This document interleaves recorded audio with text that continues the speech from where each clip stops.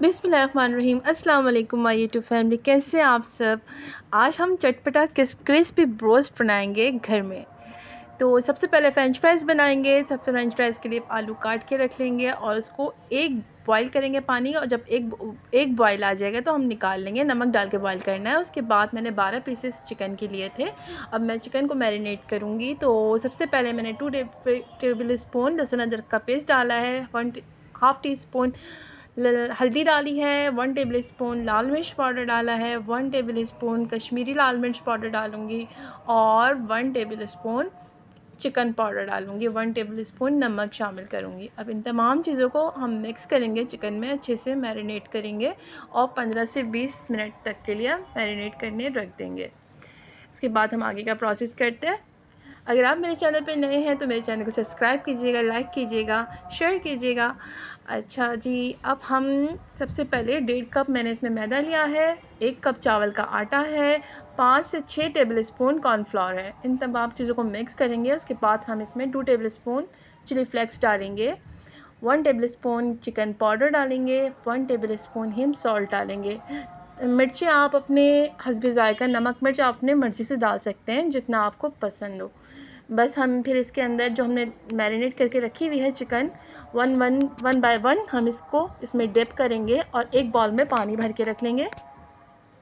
पहले हम इस पाउडर में मिक्स करेंगे चिकन को, एक दफ़ा मैं पूरा ऊपर नीचे से कोट करेंगे पाउडर का। फिर उसके बाद हम पानी में डिप करेंगे। जो हमने पानी का बॉल भर के रखा हुआ है, पानी रखा हुआ है बॉल में, उसमें हम चिकन को डिप करेंगे और फिर दोबारा निकालेंगे। फिर दोबारा इस पाउडर में डिप करेंगे, ऊपर नीचे से कोट करेंगे पाउडर का, फिर दोबारा हम पानी में डिप करेंगे।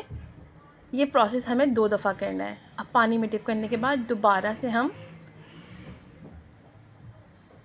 पाउडर में कोट करके हम इसको साइड में रख देंगे। इसी तरह हम तमाम पीसेस को मैरिनेट करके इस तरह रख देंगे पाउडर में, ठीक है। आटा, कॉर्नफ्लोर और मैदे का कोट करके रख दिया है। उसके बाद हम ऑयल को तेज़ आंच पे गरम करेंगे और जब ऑयल गरम हो जाएगा तो फिर हम बारी बारी इसमें शामिल करेंगे चिकन। अच्छा, जो आटा वगैरह जो बच गया था वो मैंने वेस्ट नहीं किया है। मैंने फ़्रेंच फ्राइज़ जो 1 बॉयल करके निकाल लिए थे तो वो मैंने इसके अंदर मैरिनेट कर दिए थे, मिक्स कर दिया था, ताकि उन पे भी क्रिस्पी हम इस तरह करेंगे फ़्रेंच फ्राइज़ को, तो फिर फ़्रेंच फ्राइज़ में भी अच्छा टेस्ट आ जाएगा और क्रिस्पी हो जाएंगे। अब 1 बाय 1 मैंने इसके अंदर चिकन के पीसेस शामिल किए थे और तकरीबन एक साइड से मैंने 10-15 मिनट तक इसको पकाया है फुल आंच पे। और अगर हम इसके ऊपर ढक्कन ढक देंगे तो स्टीम में भी वो अंदर तक जाके अच्छे से पक जाएगा, कच्चा नहीं रहेगा। अगर इसके आप ऊपर फ्राई करते वक्त ऊपर से ढक्कन ढक देंगे कढ़ाई का, और इसको इतना गोल्डन ब्राउन करना है और अच्छे से दोनों साइडों को 10-15 मिनट तक पकाना है, तो चिकन बिल्कुल अंदर से गल जाएगा। फिर हम इसको निकाल लेंगे। उसके बाद जब चिकन सारी फ्राई हो जाएगी तो इसी ऑयल में मैंने फ़्रेंच फ्राइज़ को भी फ्राई कर लिया था। तो इतने क्रिस्पी और इतने मज़ेदार ब्रोस्ट बने थे, तो बाज़ार से खाने की क्या ज़रूरत है। बाज़ार का हमें पता भी नहीं होता कैसा ऑयल है, कितनी सफाई से बनाया जाता है। जब हम इतना अच्छा ब्रोस्ट घर में बना सकते हैं तो बाज़ार की तो कर दें छुट्टी, अब बनाएं खुद और मज़े से खाएं, साफ़ सुथरा खाना।